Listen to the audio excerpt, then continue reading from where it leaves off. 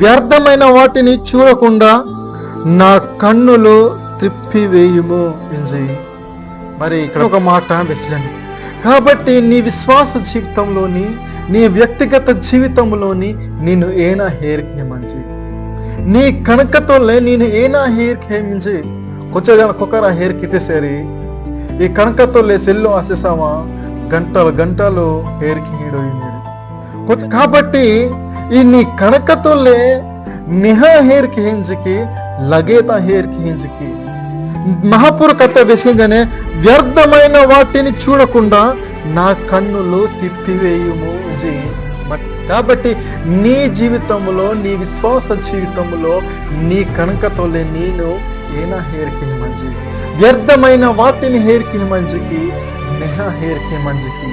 టీవీలో కావచ్చు, అలాగే మొబైల్లో కావచ్చు, లేక కంప్యూటర్లో కావచ్చు, నీ ಹೇರಿಕೆని కణకతొల్లే ನೀನು ನಿಹಿ ಸಿನಿಮಾ ಹೇರಿಕೆಂಜಿకి, ನಿಹಿ ಮೆಸೇಜ್ಗೆ ಹೇರಿಕೆಂಜಿకి, లగేత ಹೇರಿಕೆಂಜಿకి.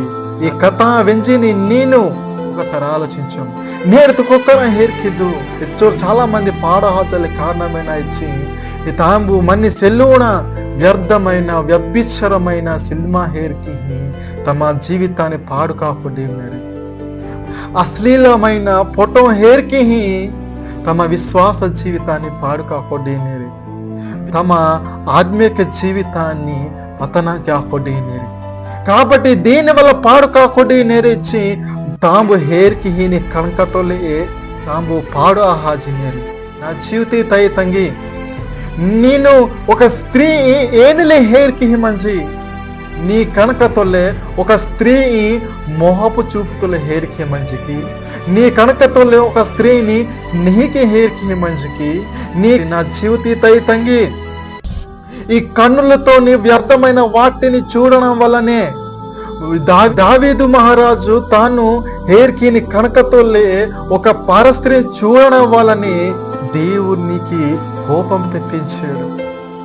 ఒక సంసోను ఒక అన్యురాలైన స్త్రీని చూడవలని ఆ చూసే చూపులోనే ఏమైందంటే ఆ స్త్రీ మీద ప్రేమ కలిగి, ఆ స్త్రీ మీద మోహం కలిగి ఆ స్త్రీని పెళ్లి చేసుకోవాలనుకున్నాడు ఒక సంసోను. నీ విశ్వాస జీవితంలో నేను ಹೇರಿಕೆని కణకతొల్లే నెహని ಹೇರಿకిచ్చేరి నేను విశ్వాసంగా బ్రతకలాడిది, నేను దేవుని కోసం నిచ్చలాడిది. ನೀನು ಹೇರಿಕೆని కణకతొల్లే ನೀನು లగేత ಹೇರಿಕೆ ಸೇರಿ చెడు వాటిని ಹೇರಿಕೆ ಸೇರಿ ನೀನು నీ జీవితంలో విశ్వాసంతోలే ఎదగలాడుతే.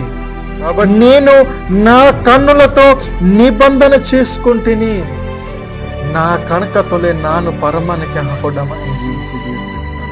కాబట్టి నీ విశ్వాస జీవితంలో నీ కణకతొల్లే ನೀನು ಪರಮಾನಕ್ಕೆ ಹಾಕೊಡಿ ಮಂಜಿಕೆ, ನಾನು ಲಗೇತಿ ಸಿನಿಮಾ ಹೇರಿಕೆ ಆತಿಂದೇಂಜಿ ನೀನು ಪರಮಾನಕ್ಕೆ ಹಾಕೊಡಿ ಮಂಜಿಕೆ. నా జీవిత తై తంగి నేను కాలేజ్ అన్నట్టు, నేను స్కూల్ తమ్మన్నట్టు, నేను రూము తమ్మన్నట్టు, నేను ఒంటరిగమన్నట్టు నేను ఏనా ಹೇರಿಕೆ లోపు పుంజోరి అనిపించబులా కానీ మహాపూర్ ಹೇರಿಕೆ మంజనేసి. కాబట్టి ఈ కథ వెంచి నీ నా జీవిత తై తంగి నీ జీవితంలో, నీ విశ్వాస జీవితంలోని పరమాన కాకూడము యోబు గారి జీన్లే నా కన్నులతో నిబంధన చేసుకుంటేని ఇంజి యోబు గారు జీనేసి. కాబట్టి నీనుస్కే నీ జీవితంలో వ్యర్థమైన వాటిని ಹೇರಿಕೆ అన్న, విశ్వాసాన్ని తొలగిపోయే వాటిని ಹೇರಿಕೆ అన్న నేను పరమాన కాకొడిసావా మహాపూర్కి ఇష్టం అని నీర్కా మాస్కలే మంజు.